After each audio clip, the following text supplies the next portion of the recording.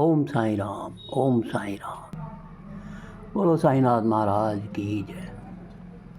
मेरे भक्तों, एक समय बाबा के भक्त वामन राव एक बीमारी से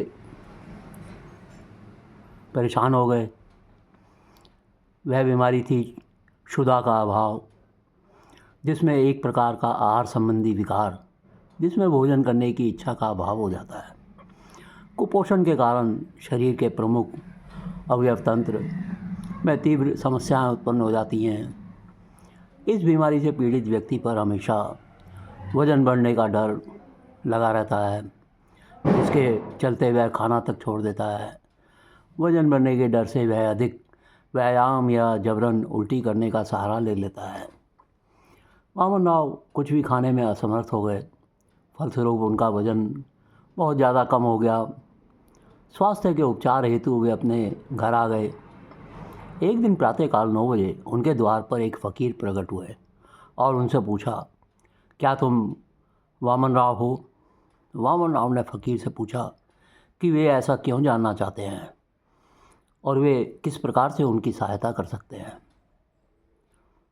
उत्तर में फ़कीर बोले, साईं बाबा ने मुझे 1 रुपया देकर वामन राव के स्वास्थ्य सुधार और कल्याण के लिए विभिन्न दरगाहों पर मन्नत मांगने के लिए भेजा है। फ़कीर की बात सुनकर वामन राव बहुत खुश हो गए। उन्होंने सोचा, बाबा का अपने भक्तों के प्रति कितना करुणा भाव व प्रेम है। मैं शिरडी से कितनी दूर हूँ। बाबा और इन फ़कीर के अलावा किसी अन्य को यह जानकारी भी नहीं है कि मैं इस रोग से पीड़ित हूँ। बाबा की यह कार्य योजना मेरे सद्गुरु की निस्वार्थ दया और करुणा का प्रतीक है। सद्गुरु भक्त की पात्रता और अपात्रता का हिसाब किताब रखे बिना ही उस पर अपनी कृपा बरसाते हैं। सर्वव्यापी और सर्वदर्शी साईं बाबा ने भी उनके गुणों अवगुणों को अनदेखा कर उन पर अपनी कृपा बरसाई। वामन राव कहते हैं, अगर वे मेरी योग्यता अयोग्यता का आकलन करते तो मुझे कभी उनकी कृपा प्राप्त नहीं हो पाती। प्रकृति के कर्मवाद का नियम इतना कठोर होता है कि जीव को अपने कर्मों के फल को विवश होकर भोगना ही पड़ता है। लेकिन बाबा ने उनकी अयोग्यता और दोषों को दरकिनार कर अपनी समदृष्टि व विस्तारित प्रेम भावना के कारण एक ममतामयी माँ की तरह उन फ़कीर को मेरे अच्छे स्वास्थ्य के लिए प्रार्थना करने की आज्ञा दी। मैं बाबा के ऋण से कैसे चुका पाऊँगा? बाबा का हर कार्यकलाप परमार्थ और लोक कल्याण की सुगंध से व्याप्त है। अगर कोई ऐसा सोचे कि बाबा मुझ पर कृपा करना इस कारण से था कि मैं उन्हें अधिक दक्षिणा देता था, तो वे गहरी भूल करेंगे। ऐसे असंख्य भक्त हैं जो बाबा को मुझसे 10 गुना या 100 गुना अधिक दक्षिणा अर्पित करते हैं। एक समय वामन राव को तेज बुखार हो गया। उनके पुत्र ने बाबा को 500 रुपये की दक्षिणा भेंट की। बाबा द्वारा धनराशि ग्रहण करते ही उनका तेज बुखार और हो गया और उधर नार्वेकर तुरंत स्वस्थ हो गए। ऐसी रोमांचक कृपाएं साईं दरबार में दिन रात घटा करती हैं। नार्वेकर की तरह अनेक धनी और संपन्न साईं भक्त हैं जिनसे कोई बराबरी नहीं है। वामन राव कहते हैं, मेरी सामर्थ्य की परवाह किए बिना ही बाबा ने मुझ पर अपना कृपा प्रसाद लुटाया है। करुणा में साईं बाबा के असंख्य उपकारों से मैं कभी उड़न नहीं हो सकता। साईं का प्रेम अमोल है, मूल्यातीत है और साईं बाबा की महिमा अखत और अविरल है। प्रभु या सद्गुरु की एक अहम भूमिका मनोवैज्ञानिक की भी होती है। वे अपने भक्त अर्थात शिष्य के साथ निरंतर शोध करते रहते हैं। धीरे धीरे अपनी लीलाओं के प्रकाश में उनके मन की दिशा और दशा दोनों बदल कर रख देते हैं। गुरु दगा नहीं करते, वे एक के बदले एक 100 देते हैं। कुछ ऐसी ही दिव्य लीला बाबा ने वामन राव के साथ भी रची है। एक शाम बाबा ने वामन राव को 1 रुपया देते हुए कहा, वामन्या, यह 1 रुपया ले जाओ और इसके बदले मुझे खुले पैसे ला कर दो। वामन राव तुरंत 1 रुपया लेकर खुले पैसे करवाने गांव गए। बहुत प्रयास करने के पश्चात भी वे खुले पैसे प्राप्त नहीं कर पाए। तभी उनकी भेंट गांव वाले एक व्यक्ति से हुई जो वामन राव को बोले, वामन राव, तुम काफ़ी समय से इधर उधर भटक रहे हो, तुम्हें क्या चाहिए? वामन राव ने उन्हें सारी स्थिति बता दी। गांव वाले ने उन्हें मदद के लिए बायाजी कोते पाटिल के पास जाने की सलाह दी। वामन राव ने पाटिल का घर ढूंढा और उनसे खुले पैसे प्राप्त कर उन्हें बाबा को वापस दे दिए। वामन राव ने शांतचित्त से संपूर्ण घटना का अवलोकन किया। बाबा इस लीला से मुझे क्या समझाना चाहते हैं?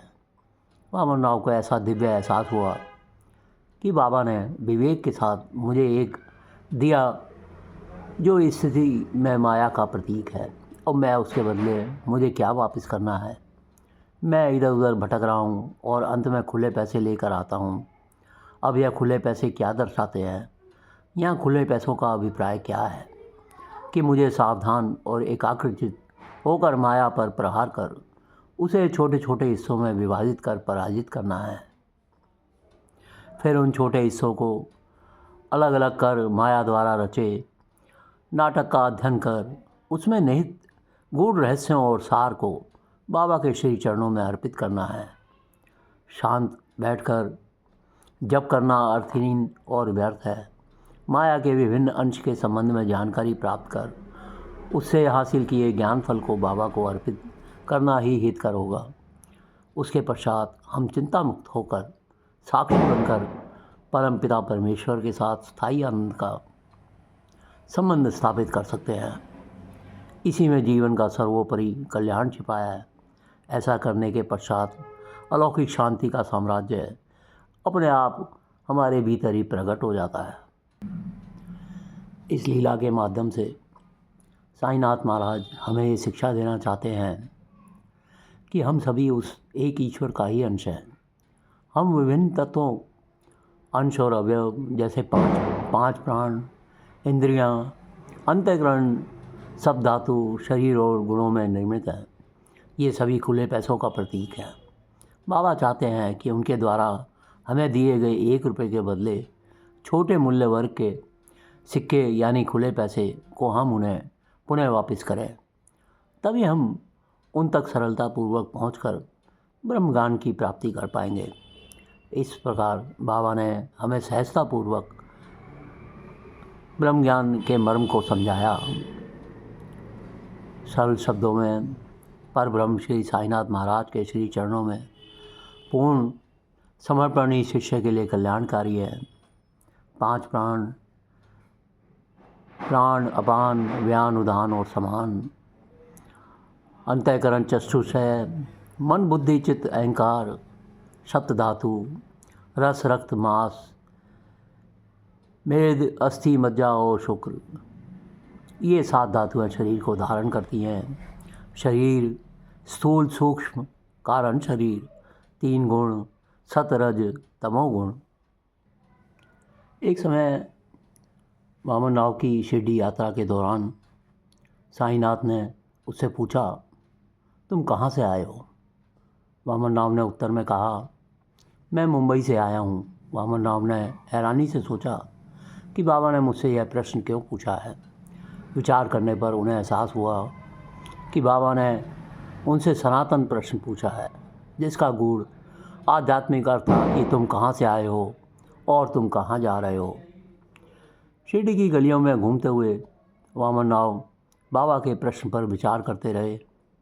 बाबा चाहते थे मैं कौन हूँ जैसे ज्वलंत प्रश्न का मैं विश्लेषण और अन्वेषण करके उसकी गहराई से चिंतन करूँ। फिर मैं स्वयं ही दोहराने लगा कि 7 धातुओं से बना यह स्थूल शरीर मैं नहीं हूँ। 5 ज्ञानेंद्रियाँ जो चखने, छूने, देखने, सुनने और सूंघने में सहयोग करती हैं, मैं नहीं हूँ।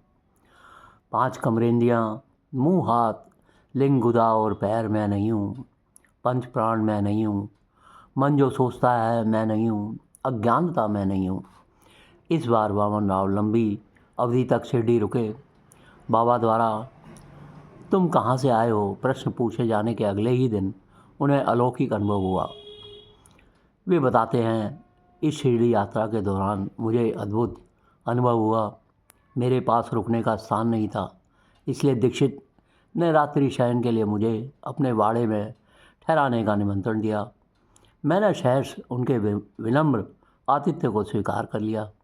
उस रात्रि में उनके वाड़े के प्रथम तल पर सोया। मैंने अपना बिस्तर खिड़की के समीप लगाया और मेरा सिर साईं बाबा के चित्र के बिल्कुल नीचे था। मैं दरवाजे की ओर मुँह करके लेट गया। अभी मैं जागा ही हुआ था कि मुझे ऐसा लगा जैसे मानो मेरी देह के भीतर से चैतन्य जीवनदायिनी सत्ता निकलकर बाहर आ गई। मैंने देखा प्रकाश का एक पुंज मेरी देह से बाहर निकलकर और सामने दीवार पर मंडराने लगा। तत्क्षण मुझे समझ आ गया कि मैं मृत हो गया हूँ। वामन राव मर चुका है और अब मैं कोई अन्य दूसरा हूँ। अगले दिन उठने पर यही विचार और भाव थे कि मैं मर चुका हूँ और मैंने एक नया शरीर धारण कर लिया है। यह विचार मेरे चित्त पर इतना हावी हो गया कि मैं उससे पीछा नहीं छुड़ा पा रहा था। एक भक्त ने मुझे सहज ही पूछ लिया कि मैं अपनी आजीविका के लिए क्या करता हूँ। तो मैंने उत्तर दिया, अरे वामन राव कि कुछ समय पूर्व मृत्यु हो गई, किसे पता वामन राव कहाँ है। मैंने इस अनुभव के संबंध में लंबे समय तक बहुत चिंतन किया। बाबा ने मुझे ऐसा अनुभव क्यों करवाया। तब मुझे एहसास हुआ कि इससे मुझे यह शिक्षा ग्रहण करनी है कि जब मैंने अपने पंचभूत भौतिक शरीर से जीवनाधार चेतना को बाहर निकलते हुए देखा तो इसका यह अर्थ है कि यह चैतन्य जीवनदायिनी सत्ता आती जाती रहती है। इससे यह सिद्ध हुआ कि यह पंचभूत भौतिक देह के भीतर एक जीवंत सत्ता है। वही हमारा वास्तविक आत्मस्वरूप है। वही सच्चित आनंद है जो शुद्ध, पवित्र, निर्मल और माया से अप्रभावित है। प्रिय भक्तों, जब यह प्रश्न उठता है मैं कौन हूँ, तो इसके उत्तर में जागृत ऋषि कहते हैं, तत्वम असि, तुम वही हो, अर्थात ब्रह्म स्वरूप आत्मा हो। मन में उठने वाली इच्छाओं का अपनी आत्मा से कोई संबंध नहीं होता, क्योंकि मैं ही सबकी आत्मा में समाहित हूँ। तो इच्छाएं आत्मा को किस प्रकार उद्वेलित कर सकती हैं। सांसारिक इच्छाएं अनेक प्रकार की हैं। जब मैं कौन हूँ के महत्व का ज्ञान हो जाता है, तब इच्छाएं ठीक उसी प्रकार पिघल जाती हैं जैसे सूर्य की गर्मी के कारण पत्थरों जैसे बर्फ़ के गोले पिघल जाते हैं। मैं न तो मन, बुद्धि और ज्ञानेंद्रियों से बना स्थूल शरीर हूँ और न ही विशाल विश्व हूँ, न ही मैं अप्रगट ब्रह्मांड हूँ। मैं सनातन साक्षी, पौराणिक और अनादि हूँ। क्योंकि मैं गुणों से परे हूँ, इसलिए मैं इंद्रिय सुखों की ओर आकर्षित नहीं होता। मैं घट घट में व्याप्त हूँ। मैं न ही करता हूँ और न ही कारक हूँ। जब यह अनुभूति हो जाती है कि बुद्धि, चित्त और अन्य ज्ञान इंद्रियाँ भौतिक शरीर के यंत्र हैं, तब वास्तव में विरक्ति हो जाती है और वास्तविक ज्ञान का बोध हो जाता है। ये भक्तों, बाबा के ये अनमोल शब्द भक्तों के कल्याण और उनकी आत्मा को जागृत करते हैं। बाबा कहते हैं, यदि तुम श्रद्धापूर्वक मेरे सामने हाथ फैलाओगे तो मैं सदैव तुम्हारे साथ रहूँगा। यद्यपि मैं शरीर से यहाँ हूँ, परंतु मुझे 7 समुद्रों के पार भी घटित होने वाली घटनाओं का ज्ञान है। मैं तुम्हारे हृदय में विराजित तुम्हारे अंतः स्थल में ही हूँ, जिसका तुम्हारे तथा समस्त प्राणियों के हृदय में वास है। उसकी ही पूजा करो। धन्य और सौभाग्यशाली वही हैं जो मेरे सर्वव्यापी स्वरूप से परिचित हैं। प्रिय भक्तों, बाबा की लीलाओं और कथाओं का हम इसी प्रकार सारांश में वर्णन करते रहेंगे। चैनल को सब्सक्राइब ज़रूर कीजिए, लाइक और शेयर कीजिए और हर पल बाबा का नाम लेते रहिए, साईं साईं जपते रहिए। वो बहुत दयालु हैं और सब पे कृपा करते हैं। ओम साई राम, ओम साई राम।